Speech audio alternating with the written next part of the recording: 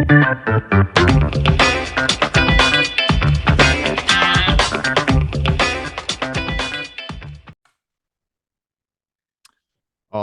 right. Happy Tuesday, everybody. No, actually, I think this is a Wednesday. Happy Wednesday, everybody. I'm getting my days wrong.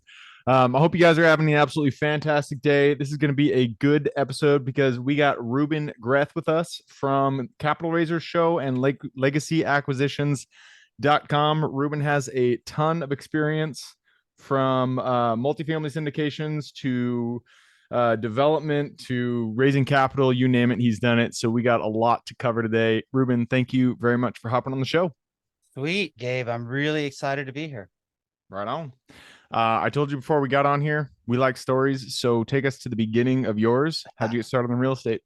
Okay, cool. It started around 15 years ago. I started a meetup, was trying to figure out how to get my entrance into real estate.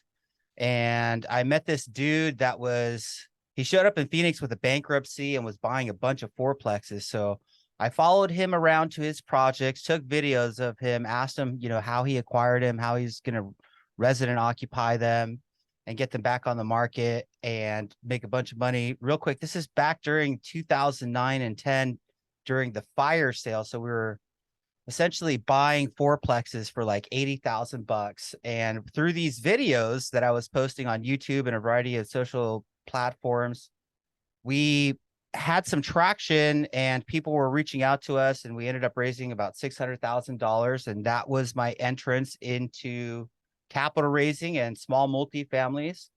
I ended up splitting up with him, left real estate altogether, and then I'd say about 4 or 5 years ago, I wanted to get back into real estate. All I knew was fourplexes.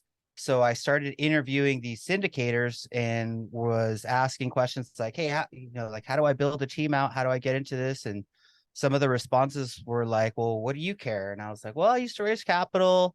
And I know that, big scale multifamily is great for scaling and for creating huge impact. And I'm curious. And they're like, wait, hold on. What'd you say? Did you say that you raised capital? We need somebody that can do that. Come on board with us. So I got an apprenticeship, raised about $1 million through co-GPs, and then started a show about raising capital so that I could figure out how to raise money from limited partners, and then found out that there's this entire universe of capital raising. And that led me to go and become a fund manager. Once I found out about funds, I got pretty crazy about it. And we raised money for some multifamily syndicators and eventually dialed our business model to the build to rent subdivision space. So now we're building 475 houses and 3 subdivisions. And it's been a crazy, wild ride over the last few years, figuring out the capital raising side, figuring out the partnering side with other syndicators, and most recently, the development side is a whole can of worms that has exploded all over the place that I'm trying to digest. But it's been a lot of fun, man. That's kind of my story in a nutshell. Nice, man. Yeah, I love it. It sounds like it's definitely been a roller coaster. You've been on a lot of different journeys, but they all sound like they're going in the same direction. I mean, there's so many ways we can take this right now. I was writing down questions as you were talking. The first, I don't want to spend all the time on capital raising because we've covered it pretty extensively on the podcast, but it sounds like you are an expert and you've done a lot of it. So I'd be remiss if I didn't ask what your top 3 tips for people who want to start raising capital for their own deals. What would you suggest they do to get started? Yeah, what's kind of crazy is it depends on the situation, because if you're entering the space and somebody's brought you on board to raise capital like me, and you don't really know how to do it other than from JV partners, and now you're trying to raise from limited partners, there can be pressure from external, sources, people saying, hey, we brought you on to raise capital. Where's the capital? And you're like, well, I haven't really built a database or do anything, to go and acquire capital. Fortunately, I figured out a fast track, which was to go and find co-GPs and bring them on, give them a piece of your deal and a portion of your company, and then basically leverage their brand and their database of people. So I would say, if you're feeling a ton of pressure, what you want to do immediately is like, I need to know everything about the deal, and that will paralyze you. So I'd Mm, say just go and make a bunch of friends, do a ton of networking, don't sell, and just tell people what it is that you're doing and leverage your team, right? Hopefully you've found some really good sponsors, some really good partners, and you basically rely and leverage their track record so that you can kind of say, hey, these are the guys that I'm representing. This is their track record. This is what they've done. And that will make life a lot easier versus, trying to know every single aspect of the deal. You kind of want to stay in your lane and just share what you know about the industry and why you like it, and let people self-select. So those are like kind of the main focus ideas that I would say, spend some time there. okay, I like that. So I'm just bringing this down to kind of the concrete level. If say I found, we do self storage. Let's say I found a self storage facility. It was a Yeah, killer I love deal. self-storage. It was like 300 units, and we really wanted it downtown New York. Let's just go big, Okay. and we want to take it down. But I don't have the capital. I don't know how to do capital raising. What would be the steps that I take from there?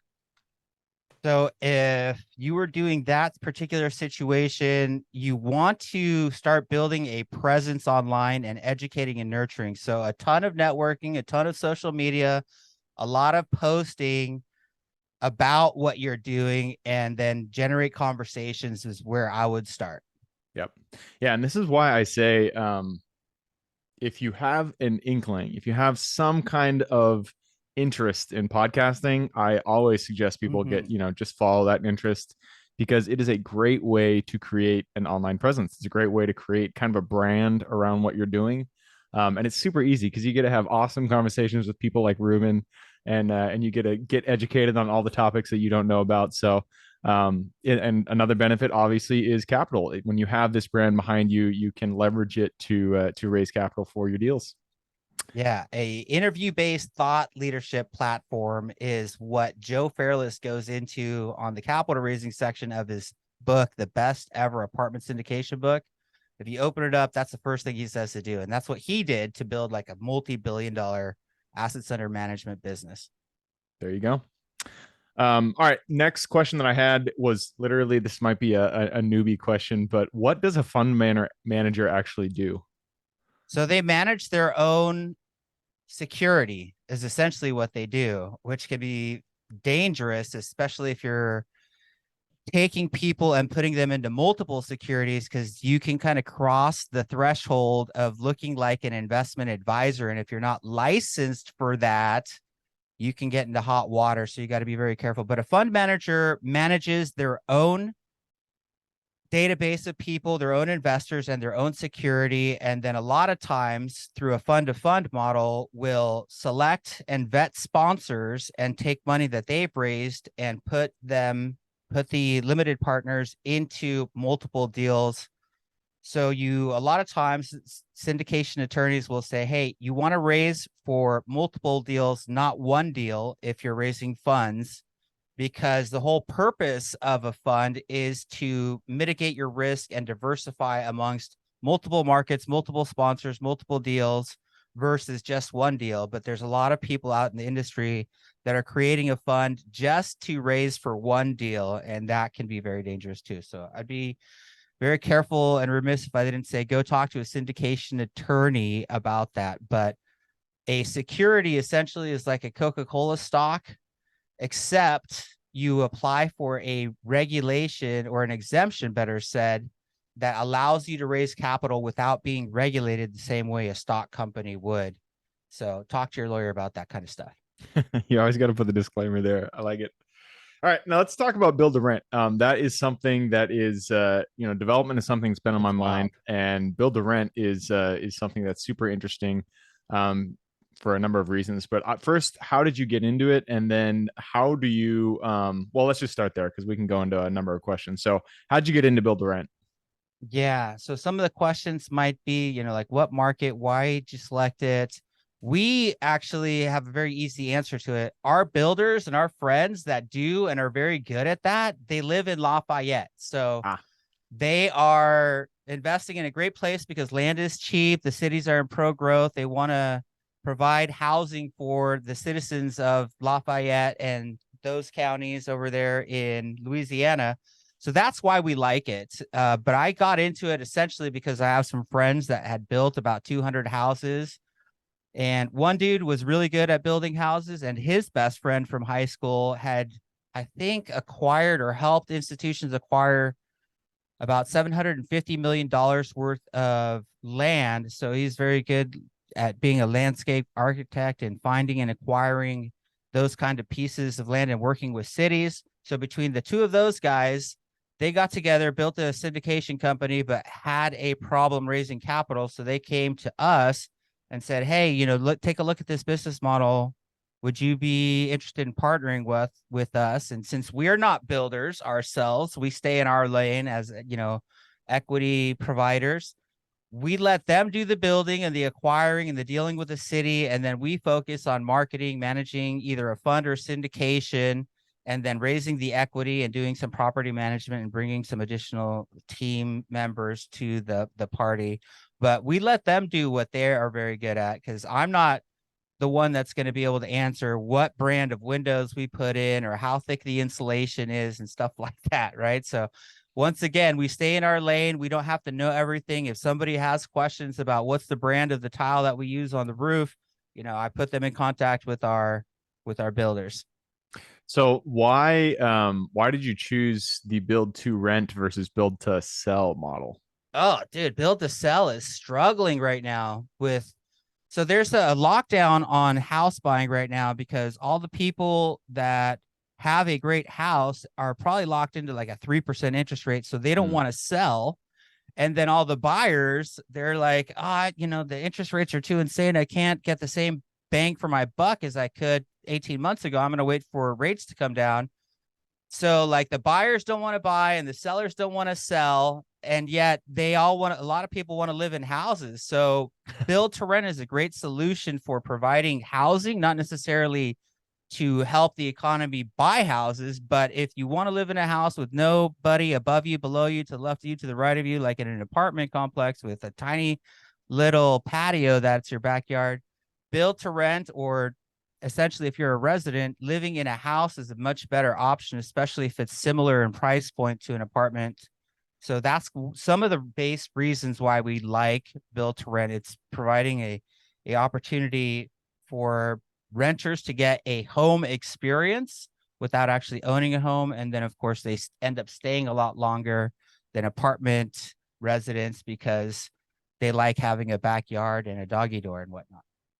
That was actually going to be my next question is why did you guys choose single family over something like multifamily? Because if you build, a 100-unit multifamily complex is a lot easier to build than 100 single family houses. That's a great question. So we like to consider what we do, which is building subdivisions, as a form of multifamily because it's Okay. one horizontal piece of land with a bunch of units with one property manager and one leasing agent.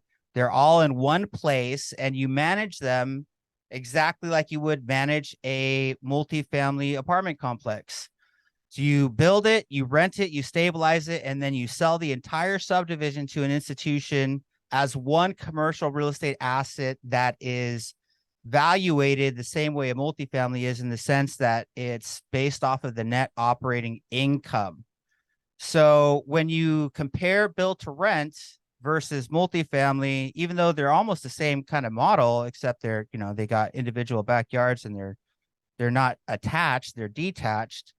We'd like a couple of things. If you're building a multifamily apartment complex, you can't rent any of it out until the entire thing is built, which Mm-hmm. means you have to give concessions away and then charge lower rents as you're getting people in the built to rent model. You're renting as you're building. So if you build 10 houses a month, you fill those and then you build another 10 and then you fill those. And then by the time you're at like almost 100% built, you're already like 70-80% occupied, which is perfect for refinancing, because in order to get agency debt to refinance, you have to be at 90% occupancy.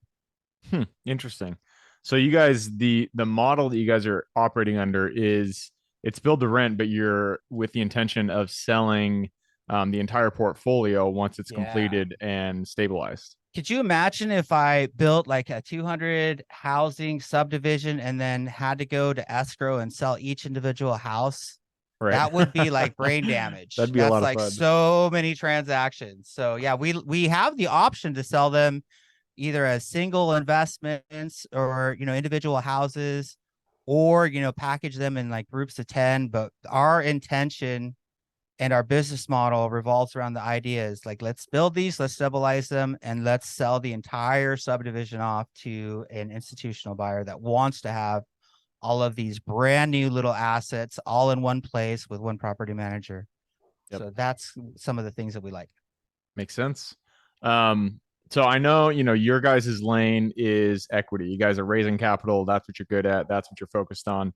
I am curious though a little bit about the due diligence. I don't know how much you know about this, but when it comes to finding the land and deciding which piece, which parcel, which city, how did you guys define Lafayette specifically? Yeah. So once again, our partners live there. So we want to stay within a 4-hour radius of their zone of genius where they know the cities, they know how to select the land. We ourselves do not select the land. So just want to be clear, we stay in Yeah, our lane. yeah, But our acquisition specialist, he knows which lands can be easily tweaked in terms of zoning changes, which ones are likely in areas that are not going to have crazy things come up in terms of studies. Like one thing that came up on a recent project is they did a core sample and then they found some bones in there. So then they had to go and do a survey, an archaeological study to see if there was an old cemetery there. mm, And those kind of little things that are completely unexpected can throw kinks into your timeline. And now instead of starting, the horizontal and building the streets, you got to wait for cities and people to do their studies to make sure that it's cool to build. But those are kind of my base thoughts there.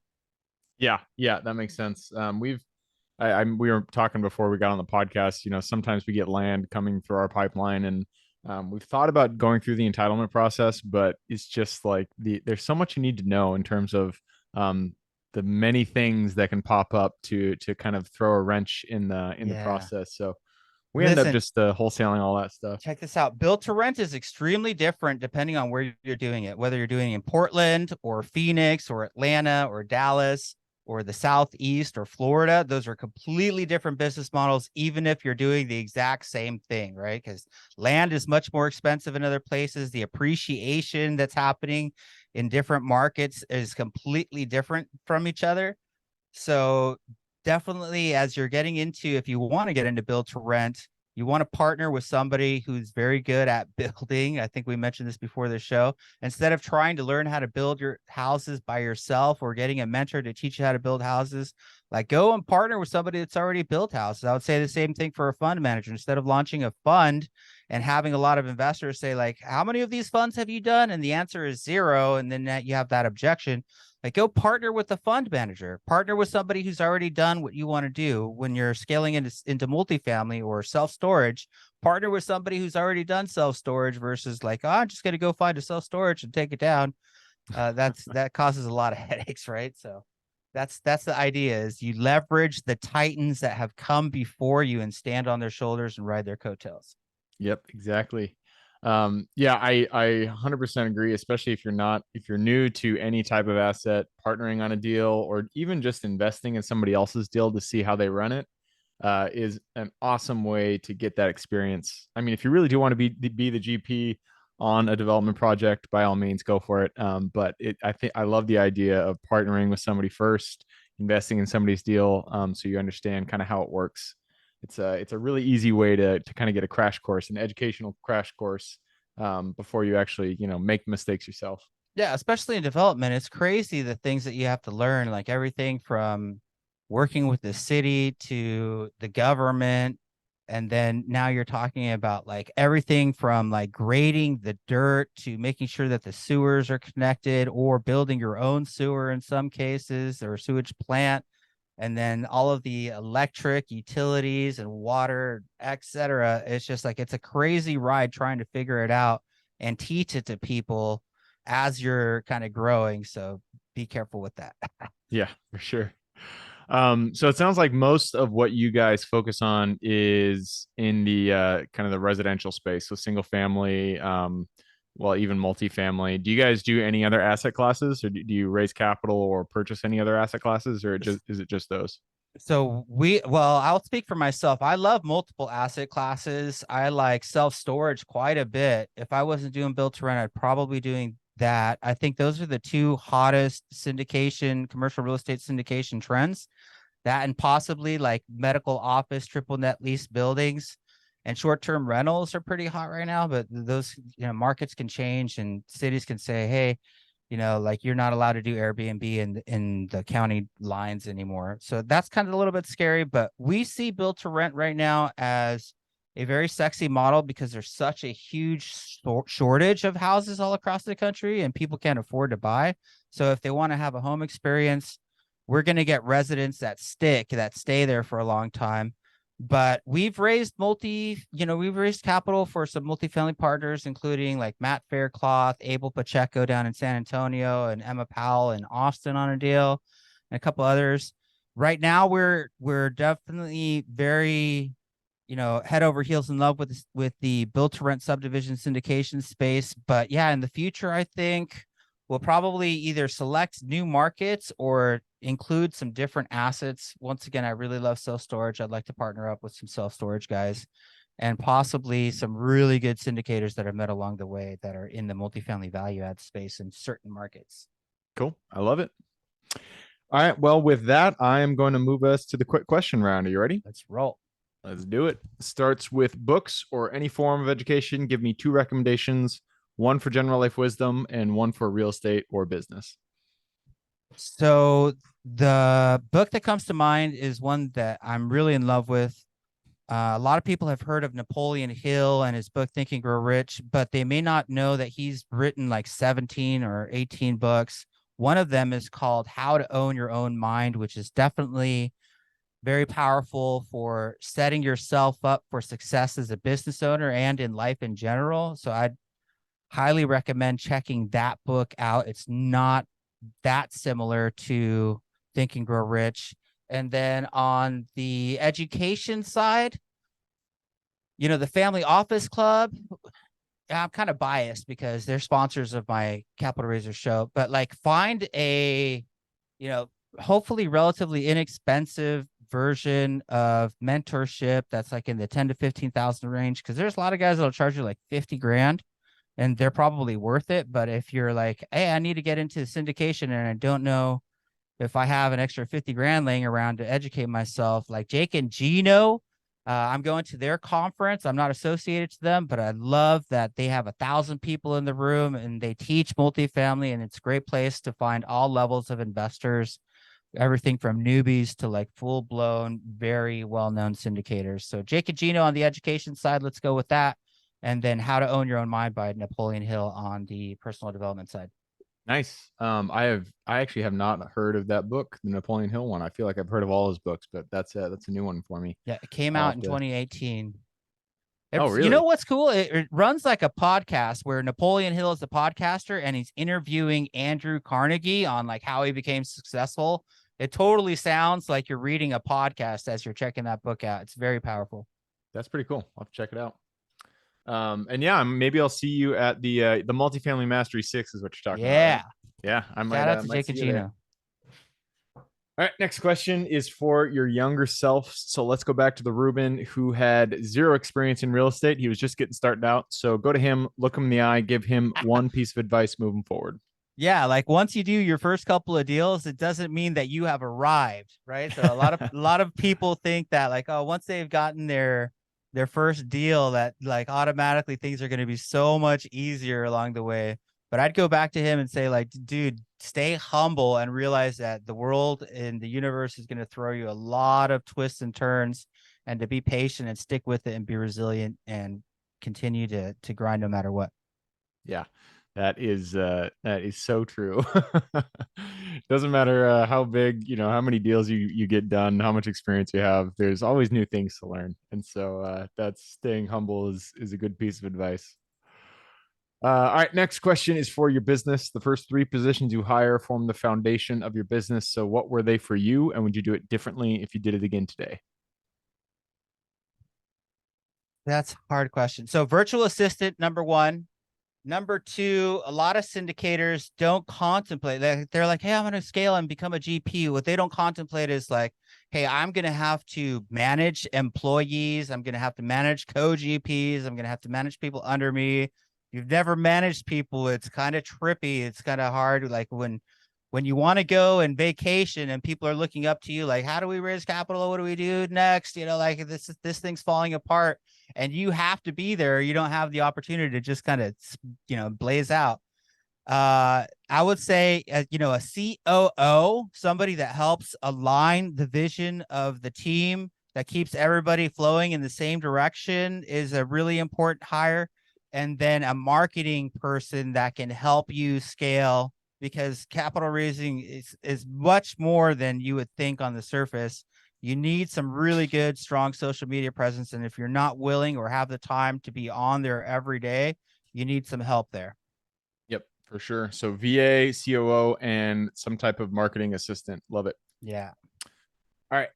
Fourth question, third question, fourth question, one of the two. This one is about the US. It's a big place, a lot of opportunity out there. Give me the single metro, and I'm going to take Lafayette out of the mix. So you can't choose Lafayette. Yeah. Give me a non Lafayette metro in the US that you're most excited about investing in today.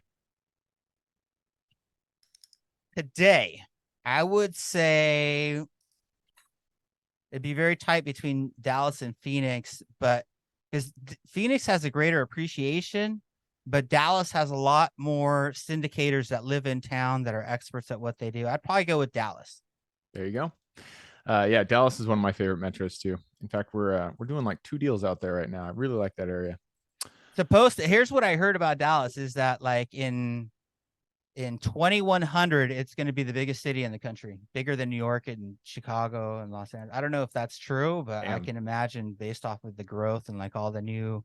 Oh, no, not that it's going to be the biggest. It's going to be the highest earning income city in the United States, which is crazy when you compare it to some of the other cities.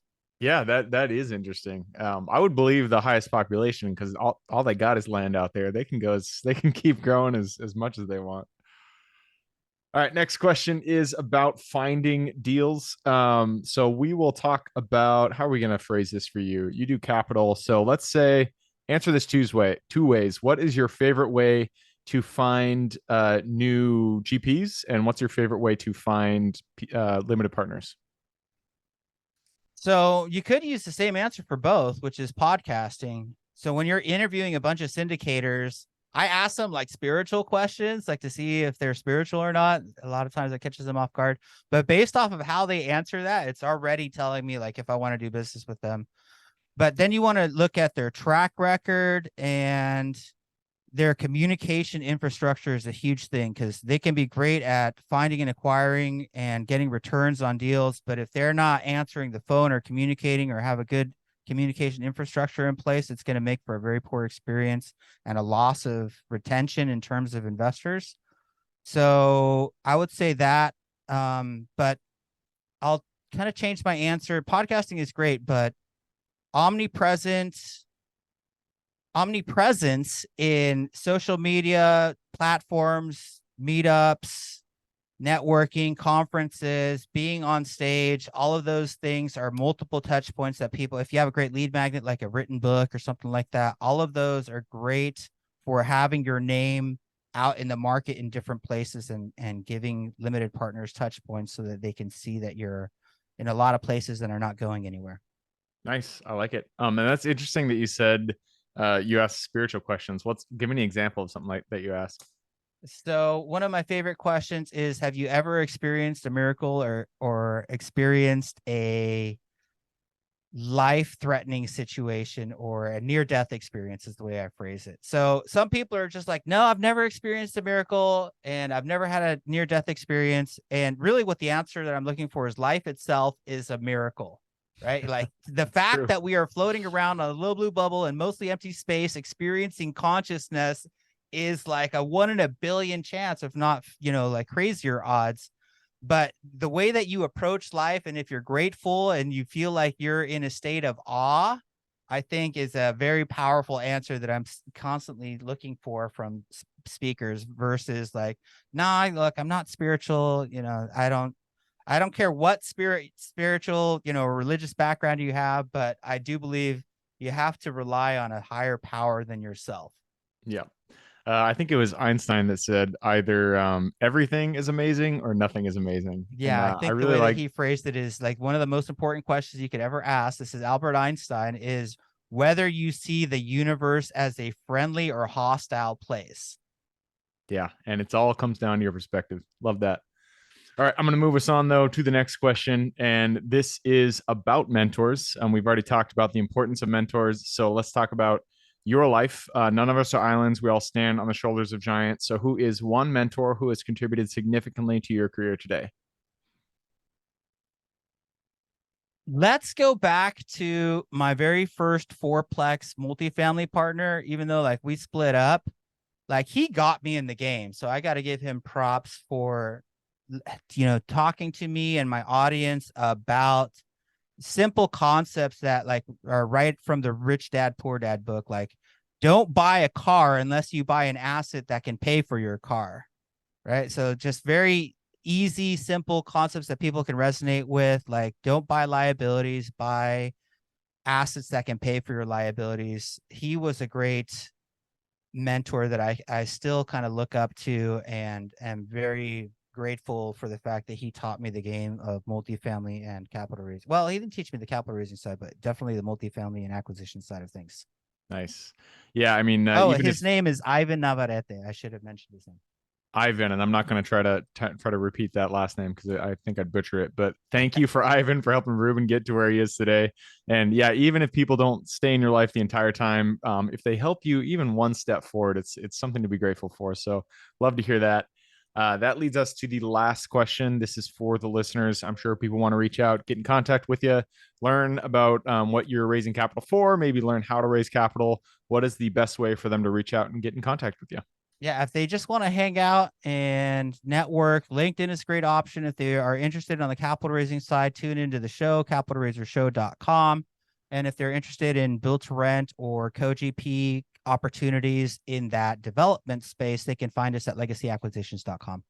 Cool. I will put all those links in the show notes. So if y'all want to reach out, just go ahead and click the little more in the description. It'll pull down that full description, and in there you can find those links. All right, Ruben, that wraps it up. Thank you very much for hopping on the show. Thank you, man. This has been a lot of fun. Absolutely. For everybody who's here with us today, thank you guys for showing up. You are the reason we do this. So if you guys have any questions whatsoever, reach out to me, Gabe, therealestateinvestingclub.com. And if you guys want to support the show, all we ask is like, subscribe, share, all that jazz. Other than that, I hope you guys have a great week. Keep rocking real estate, and I look forward to seeing you on the next episode.